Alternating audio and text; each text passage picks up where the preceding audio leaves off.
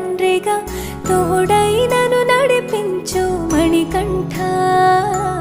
కష్టాలే తరిమినా కన్నీరే ముంచిన నీవే నాకు దిక్కు కదా అయ్యప్ప.